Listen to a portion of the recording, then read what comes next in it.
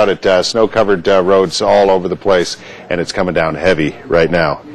Dr. Peter Neiman managed to beat the snow. You arrived here last night from Calgary. Yeah, exactly. Welcome to Ottawa. It's a pleasure to be in your city. A beautiful place. Yeah, gorgeous. Yeah, the Great White North. That's right. Not like this in Calgary, I guess, but you've had your fair share of winter. You know, that Chinook, the snow eater, that's what the word Chinook means. Eating snow, it eats the snow away. Oh, the Chinooks love them. Yeah. We're going to talk about toddler nutrition today. And one of the things that you want to focus on is the fact that it's not uncommon for people to have toddlers who are picky eaters. Very much so. That leaves a gap in their nutrition, doesn't it? A very serious issue. It's a serious issue, and here's why. Because they're young. They at that age, critical age, window of opportunity where, you know, they have you've got a bit of leeway, but the bottom line is they need their iron, they need their calcium, they need their omega-3s, they need their vitamins if they don't eat properly. And so there are products out there to fill this particular gap. You brought along one of them. This is called N4Grow. This is toddler nutrition specific, right? It's high in iron and calcium. Yeah, what this does is, and it's very important, before I go any further, it's very important to make the point, just one serving a day. So this would be for a mom out there perhaps watching us, and she's got a few gray hair when she shouldn't be having gray hair yet. That's a serving right there in a can? Yeah, just one can. So it's convenient, a serving a day. It gives you 23 vitamins, iron, calcium, and omega-3s. As simple as that.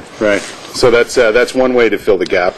The other thing I think, doctor, is that parents, must educate themselves when it comes to what foods they're giving their children, what they will eat, and what is missing. Yes, exactly right. Now that's good that you bring that up, because a recent poll by Leger showed that half of moms, that's 1 out of 2, thought they had the misconception that there is iron in milk, when in fact there is no iron.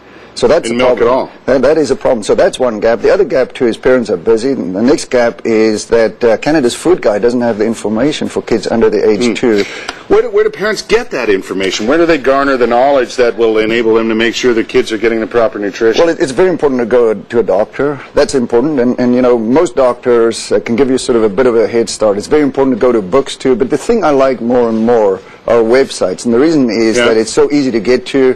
And the website I'll leave with our viewing audience this morning is www.n4grow.ca. Like N4Grow, just like that? Yeah, and .ca. Okay. What are you going to get when you go to the site? What you'll get are some fantastic recipes, good ideas, an explanation of what's a serving, a breakdown of the protein and the carbohydrates and fats. It's a great site for education. A good starting point, too, to get yourself up to speed. Yeah. What are the most, I know you see, as a pediatrician, you see lots of parents come in with their kids who have who are picky eaters and won't eat this, won't eat that. What's the most common problem associated with that? What happens to kids if they don't get the proper nutrition? Well, the important thing is not to think of a child with a pot belly or rickets or scurvy, but to think of a child who has what I call an insufficiency. And that may well be the child who basically gets colds a little bit more often, because what we know too is that mums and dads were very worried about fruit and vegetable intake. So kids are not getting that. So there's a lot of phytonutrients and antioxidants in fruits and vegetables.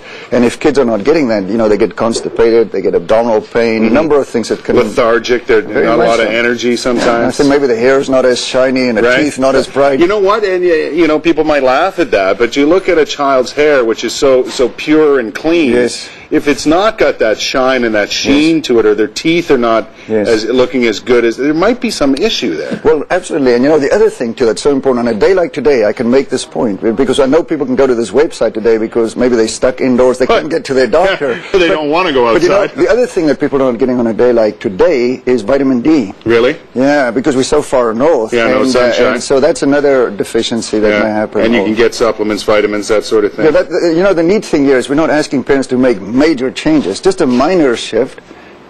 One serving of this a day, and they don't have to worry about all these things. It's taken care of. Yeah, I know it's tough these days with everybody working. Well, I have 4 kids, and I talk from experience. My youngest guy, he's got chicken legs. Oh, does he? He's got the chicken legs? He's a thin little fellow, and he's a picky eater, so I've been there. You know what it's all about. Doctor, thank you. Pleasure to talk to you. Thanks for making it to Ottawa. It's really my pleasure. appreciate It's been good.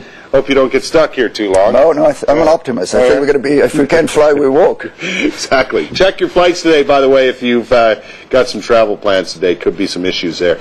Coming up on 7:58, Hour 3 of A Channel Morning is next. We'll be right back.